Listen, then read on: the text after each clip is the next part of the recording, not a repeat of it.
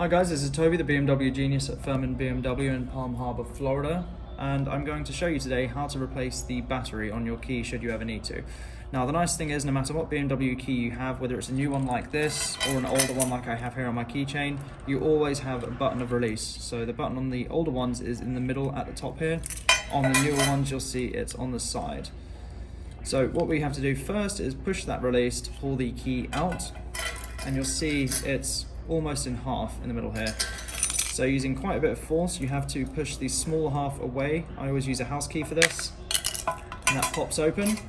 And I always recommend having something small like this here. This is for SIM cards on phones, for example, and then you'll pop it in between these two tabs and the key pops out, or the battery pops out, and then obviously all you have to do is pop the new one in with the writing facing upwards. That top piece here just clips back in, and then you just have to slide the key back into position, and you're done.